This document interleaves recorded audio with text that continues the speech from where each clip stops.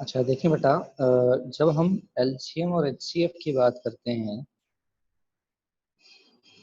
तो अगर हम उसको सेट्स के एतबार से समझाना चाहें आपको कि अगर फॉर सपोज एक नंबर है 12 और एक नंबर है 18, तो अगर हम 12 और 18 का एलसीएम लें माइन करके तो किस तरीके से लेते हैं। हम लिखेंगे 2 6 2 9 और उसके बाद हम लिखेंगे 3 2 और 3 3 तो हमारे पास जो कॉमन नंबर्स हैं वो हैं 2 और 3, जो कि हमारा हाईएस्ट कॉमन फैक्टर कहलाता है। तो ये नंबर्स हम यहाँ लिखते हैं बीच में 2 और 3, जबकि हमारे पास जो 12 के पास है वो क्या नंबर है, 2 है। 12 वाली साइड पर मैं 2 लिखूंगा और 18 वाली साइड पर मैं 3 लिखूंगा। तो इस तरीके से वेन डायग्राम बनती है एचसीएफ और एलसीएम की। तो इसीलिए जो हमारा जो बीच वाला पोर्शन है वो हमारा बनता है एचसीएफ। एचसीएफ आएगा हमारा 2 इंटू 3 दैट इज 6, और हमारा जो एलसीएम आएगा वो आएगा जनाब 2 इंटू 3 इंटू 3 दैट इज 36। तो ये एक और तरीका होता है एचसीएफ और एलसीएम निकालने का, नोट कीजिएगा ज़रा।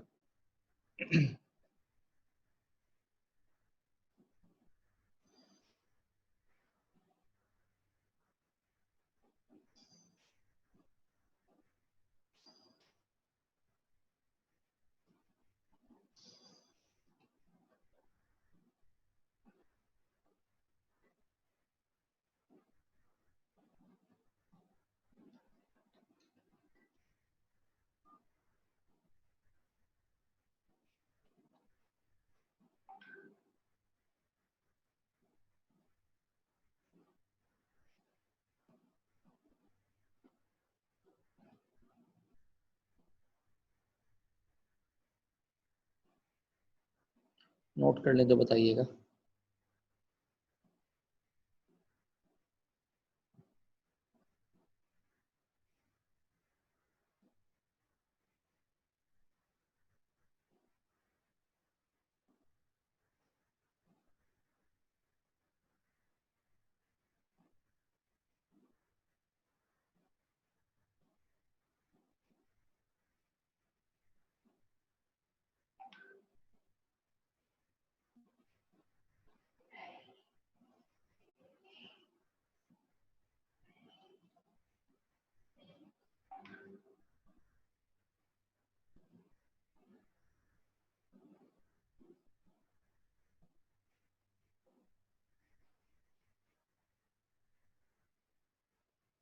अच्छा जी,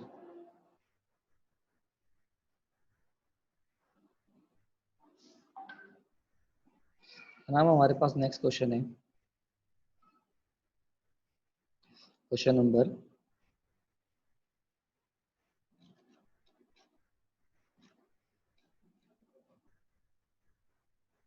क्वेश्चन नंबर 5। क्वेश्चन नंबर 5 करेंगे, आपको भेज रहा हूँ।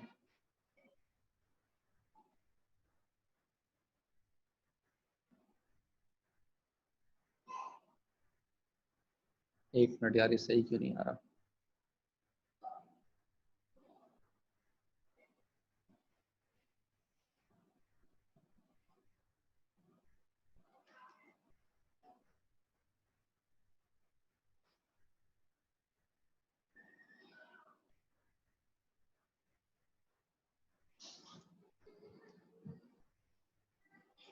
देखो क्वेश्चन नंबर 5 आया आपके पास।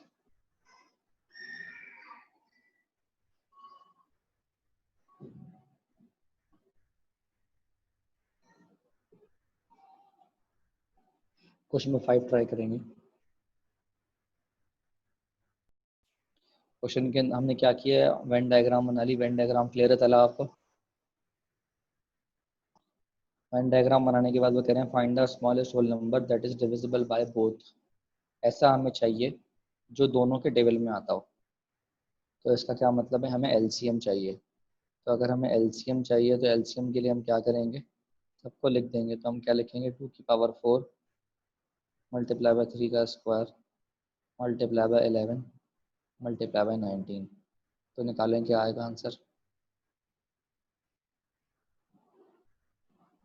कैलकुलेटर से निकालने वाले आप ऐसे पेपर 1 का सवाल होता है।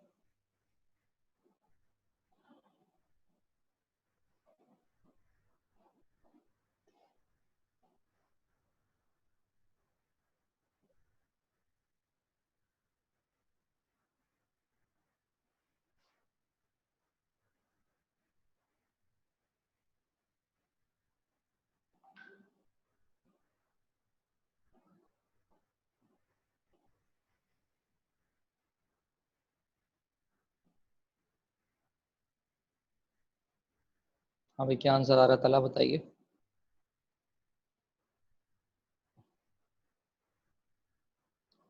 30096। ठीक है। अच्छा जी, अब देखते हैं क्वेश्चन नंबर 6। क्वेश्चन नंबर 6 में हमसे क्या कह रहे हैं। क्वेश्चन नंबर 6 में हमसे कह रहे हैं कि जनाब हमारे पास smallest value of n such that LCM of n 15 is 45। वो ये कह रहे हैं कि एक नंबर है एन, ठीक है, और एक नंबर है 15, ठीक है। अब वो कह रहे हैं कि हमें स्मॉलेस्ट वैल्यू बतानी है एन की। देखो अब हमें क्या करना पड़ेगा, नंबर सोचने पड़ेंगे। हमें जो उन्होंने एलसीएम दिया है, क्या दिया है, 45 दिया है। तो अगर हम 45 को ब्रेक करके लिखें तो हम कैसे लिख सकते हैं,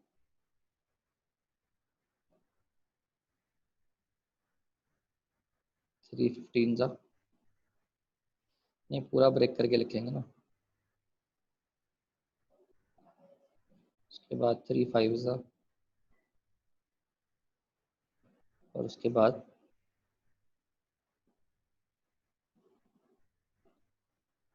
5 1 ज़ा। बेसिकली हमारे पास हम लिखेंगे 3 × 3 × 5। अब आप देखें कि आपके पास जो ये वाला पोर्शन है, ये 15 बनना चाहिए। तो अगर ये वाला पोर्शन मुझे 15 बनाना है और n को मुझे छोटे से छोटा रखना है, तो इसका मतलब मैं यहाँ पर 5 रखूँगा, यहाँ पर मैं 3 रखूँगा। तो देखें 5 3 15 बन रहा है। अब वो पूछ रहे हैं कि n की सबसे छोटी से छोटी वैल्यू क्या होगी।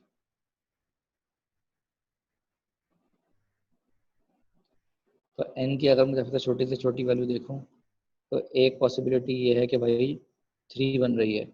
नहीं, एक और पॉसिबिलिटी क्या बन सकती है कि देखें, अगर ये मेरे पास 15 है, तो दूसरा नंबर जो मेरे पास बन रहा है वो सबसे छोटा छोटा क्या बन रहा है, 3 बन रहा है। सही बताया आपने। तो n = 3 जो है वो स्मॉलेस्ट होगा। बात समझ में आ गई। लेकिन उस सूरत में डायग्राम कैसी बनेगी, उस सूरत में डायग्राम बनेगी ऐसी कि भाई यहाँ पर हमने 3 रख दिया और यहाँ पर हमने 3 और 5 रख दिया, सबके कॉमन हमने कुछ भी नहीं रखा। ठीक है जी।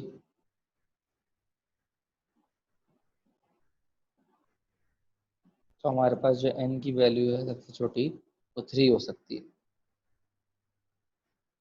यार देखो, 5 3 मसला ये है कि कॉमन तो है हमारे पास, तो 3 अगर हम आंसर रखते हैं तो इसमें तो कॉमन आ रहा है 3। तो मेरे हिसाब से 3 जो है वो n की वैल्यू नहीं होनी चाहिए। n की वैल्यू सबसे छोटी जो बनेगी वो 9 बनेगी। क्योंकि अगर मैं ये देखता हूँ तो ये तो गलत है ना। बात समझ में आ रही है तुम्हारे। जब यहाँ पर अगर मैं 3 को देखूंगा तो कुछ ना कुछ तो कॉमन होगा। तो n = 3 स्मॉलेस्ट नहीं होगी, n = 9 होगी स्मॉलेस्ट वैल्यू। बात समझ में आ रही है। दोबारा से बना के दिखाता हूँ मैं।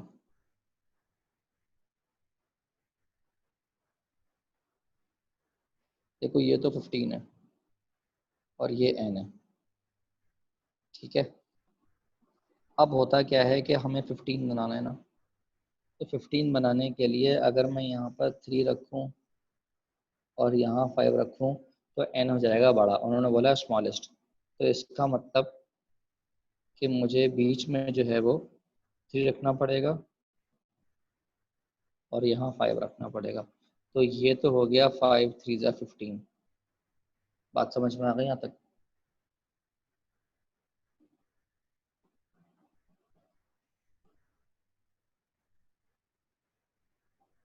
यहाँ तक बात समझ में आ गई? और यहाँ पर मुझे जो है वो 45 बनाने के लिए यहाँ पर 3 रखना पड़ेगा, तो इसीलिए ये पूरी वैल्यू n की होगी। तो n की वैल्यू बनेगी 3 इंटू 3, जो कि होगी 9। बात समझ में आ गई?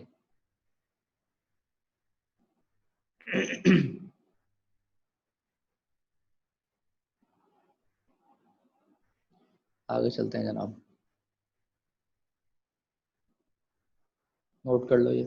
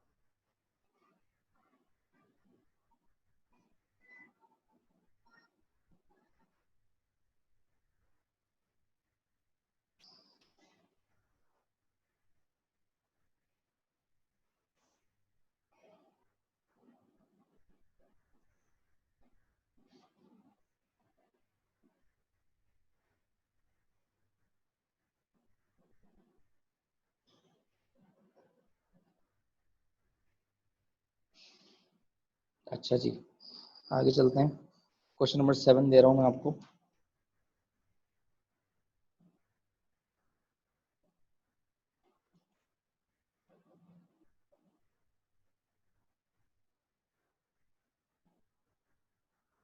क्वेश्चन नंबर 7 करें।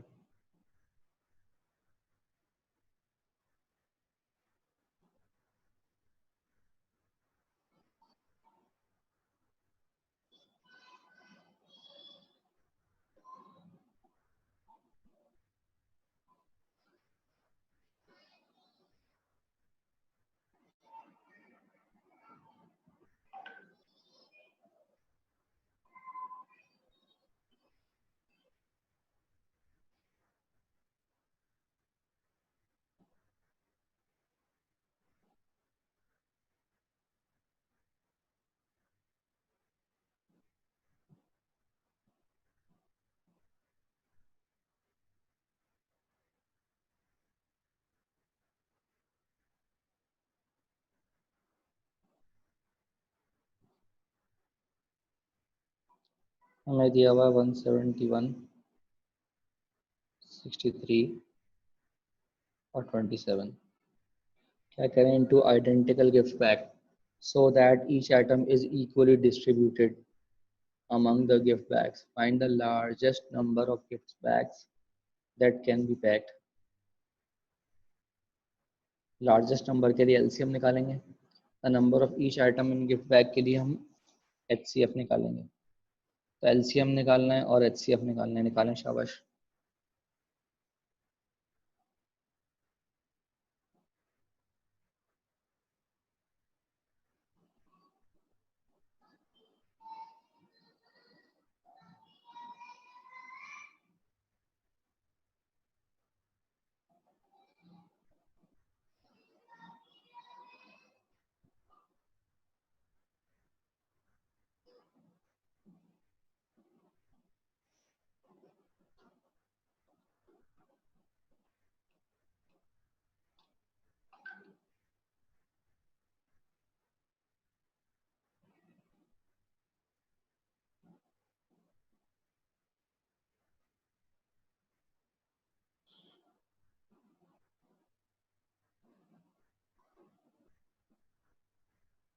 हाँ भी तला निकाल लिया।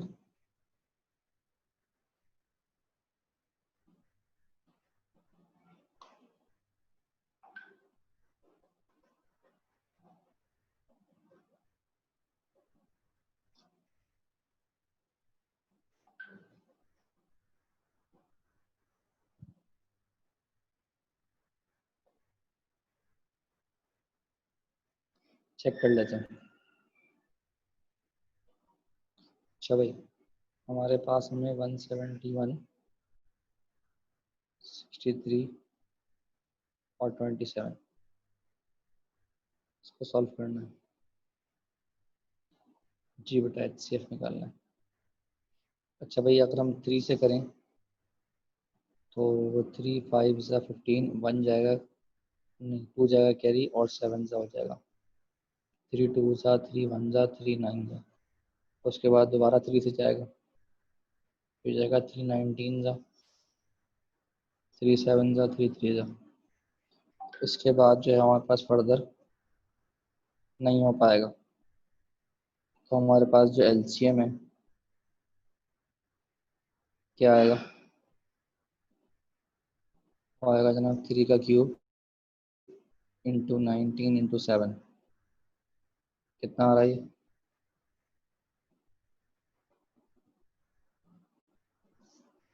3591। और हमारे पास जो HCF आ रहा है वो कितना आ रहा है? वो आ रहा है 9 के। आगे बढ़ते हैं।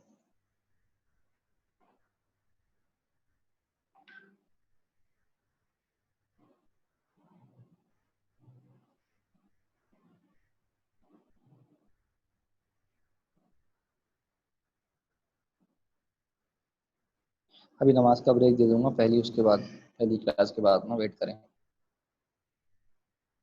अभी हमारे पास कितने 18 मिनट बाद ब्रेक दे दूंगा मैं। 40 मिनट बाद क्लास खत्म हो जाती है ना, वेट कर लें। ठीक है, नमाज का ब्रेक ले लेंगे, 15 मिनट रुक जाए। ओके। अच्छा भाई, क्वेश्चन नंबर 8 में हमसे क्या कह रहे हैं? क्वेश्चन नंबर 8 में हमसे कह रहे हैं, मैं आपको भेज रहा हूँ 8 और 9।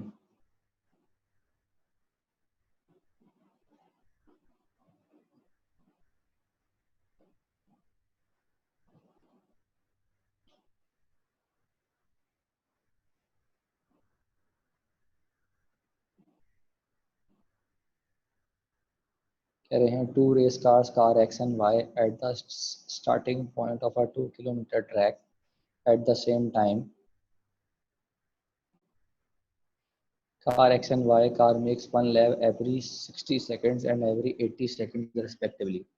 How long in second will it take for both cars to be back at the starting point at the same point? तो 60 और 80 सेकंड का जो है ना वो लैप लेते हैं। ठीक है, तो 60 और 80 का हम एलसीएम ले लेंगे तो हमारे पास आंसर आ जाएगा। तो हमें 60 और 80 का एलसीएम लेना है। सबसे पहले हम 2 से करेंगे तो 2 30 ज़ा, 2 40 ज़ा, 2 15 ज़ा, 2 20 ज़ा। उसके बाद हम 5 से करेंगे, 5 3 ज़ा, 5 4 ज़ा। तो हमारे पास वो क्या पूछ रहे हैं? कह रहे हैं how long in seconds will it take for both cars to be back at the starting point at the same time. तो हम इनका एलसीएम निकाल लें तो हमारे पास वो टाइम आ जाएगा जहाँ पर दोनों स्टार्टिंग पॉइंट पर पहुँच जाएंगे वापस। तो 2 इंटू 2 इंटू 5 इंटू 3 इंटू 4। तो बताएं आंसर कितना आ रहा है?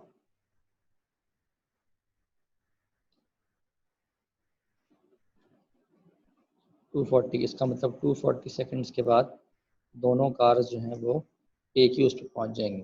तो अगर हम 60 के एतबार से बात करें तो 240 डिवाइड बाय 60 जो है वो कितने लैप्स करेगा? 4 लैप्स कर लेगा, क्योंकि उसका जो टाइम था वो 60 सेकेंड्स था।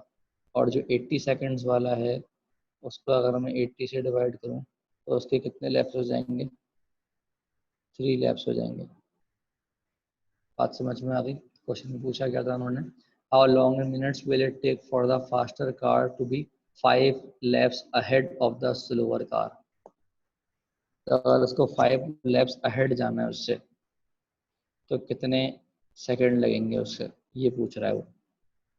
तो 8 नंबर ऑफ लैप्स काउंट करने के लिए मुझे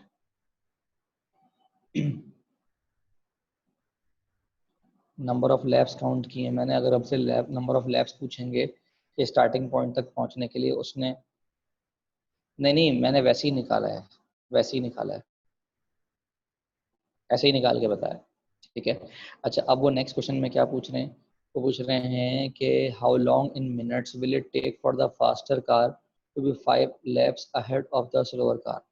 देखो 5 laps अहेड का क्या मतलब है, तो देखो एक की स्पीड जो 80 है उसके जो लैप्स हैं फॉर सपोज n है, ठीक है, और वो ये कह रहे हैं कि इसके laps 5, car to be 5 laps ahead. ठीक है, तो हमें क्या करना पड़ेगा, हमें इनका टेबल पढ़ना पड़ेगा। तो हम क्या करेंगे भाई, 80 का अगर हम टेबल पढ़ें तो 80, 80 के बाद क्या आता है, 160 आता है, 160 के बाद क्या आएगा, 240 आएगा, फिर क्या आएगा, फिर 320 आएगा, फिर क्या आएगा, फिर 400 आएगा, फिर क्या आएगा, 480 आएगा, फिर क्या आएगा, 560 आएगा, फिर क्या आएगा, 640 आएगा। जबकि हम इसको देखें तो क्या हो जाएगा, 60 आएगा, 60 के बाद 120 आएगा, 120 के बाद जो है कितना आएगा, 180 आएगा, 180 के बाद कितना आएगा, 240 आएगा, 240 के बाद जो है वो कितना आएगा, 300 आएगा, 300 के बाद कितना आएगा, 360 आएगा, फिर कितना आएगा, 420 आएगा, और फिर 480 आएगा। तो हमारे पास अगर हम 480 पे देखें तो हमारे पास एक गाड़ी 80 सेकंड में जो है ना लैप पूरे करती है, और एक गाड़ी जो है वो 60 सेकंड में लैप पूरे करती है, ऐसे ही है ना। तो अब अगर हम देखें तो 80 सेकंड में अगर एक लैप पूरा हो रहा है इसका, तो 480 में देखें इसके कितने लैप पूरे हो रहे हैं, 1 2 3 4 5, इस वाले के हो रहे हैं 5 लैप पूरे, सॉरी 5 पूरे नहीं हो रहे, 480 पे अगर हम देखें तो 6 लैप पूरे हो रहे हैं, जबकि इसके 1 2 3 4 5 6 7 8, इसके 8 लैप पूरे हो रहे हैं। तो इसका मतलब अगर हम इसको और आगे लेके जाएं तो हमें आंसर शायद मिल जाएगा। तो अगर हम देखें हम क्या करते हैं, हम 80 को अगर मल्टीप्लाई करें 9 से तो ये हो जाएगा 720, और अगर हम 60 को मल्टीप्लाई करें 12 से तो हमारे पास आंसर आएगा 720। तो इसका मतलब अभी भी जो है वो 5 लैप का डिफरेंस नहीं आ रहा, अभी भी 3 लैप का डिफरेंस आ रहा है। हमें कितने लैप का डिफरेंस चाहिए, 5 लैप का डिफरेंस चाहिए। तो अब हम और बड़ा नंबर लेकर आते हैं। अब हम लेकर आते हैं कि भाई 80 को अगर हम मल्टीप्लाई कर दें 12 से तो ये हो जाएगा 960, और अगर हम 60 को मल्टीप्लाई कर दें 16 से तो हमारे पास आ जाएगा 960।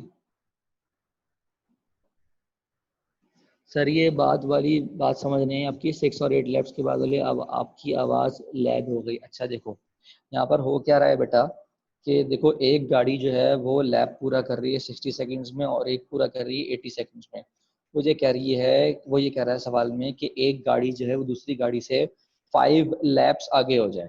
तो इसका मतलब हमें नंबर ऐसा लेकर आना है कि दूसरा नंबर जो है वो 5 लैप्स उससे आगे हो जाए। देखो अगर मैं यहाँ 12 और 16 को देखता हूँ तो ये मीट तो कर रहे हैं 960 पे, लेकिन इनके जो लैप का डिफरेंस है वो 4 का डिफरेंस है।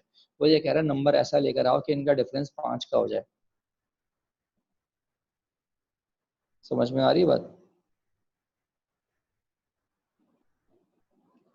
तो अब मैं क्या करूँगा, मैं 80 को मल्टीप्लाई करूँगा 15 से, तो मेरे पास आंसर आएगा 1200। और अगर मैं 60 को मल्टीप्लाई करूँगा 20 से,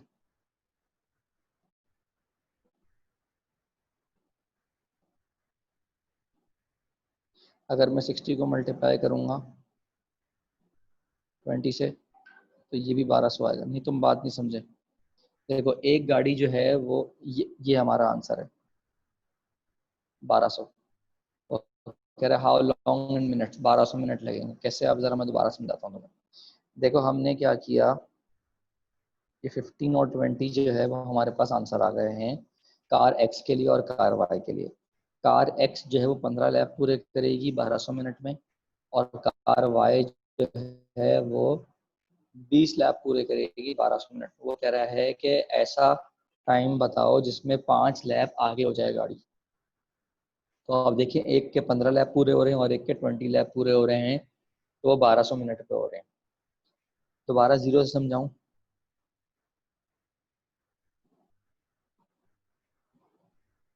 ठीक है।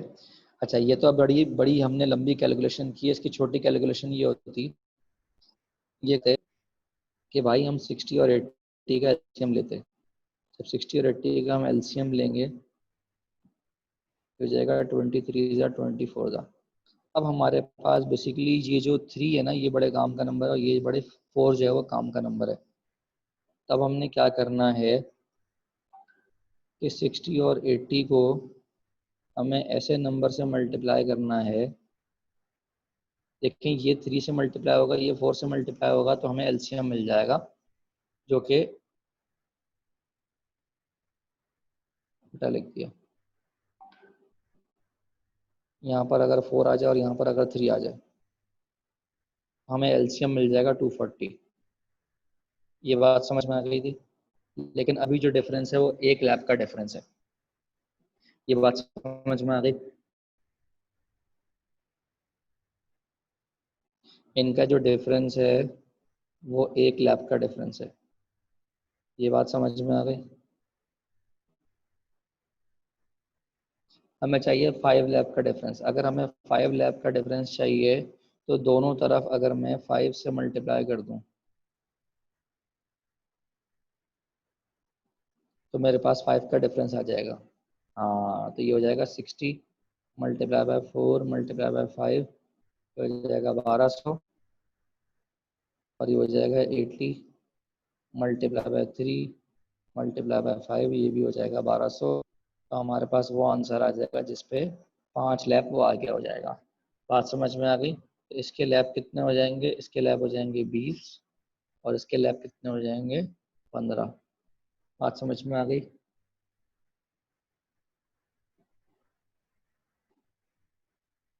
क्लियर हो गया सवाल?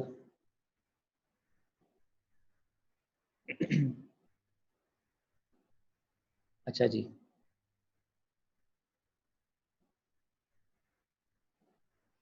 जनाब, इसके बाद क्वेश्चन नंबर 9 करेंगे। तो नमाज का ब्रेक ले लेते हैं 5-10 मिनट का। ठीक है, नमाज के बाद मिलते हैं।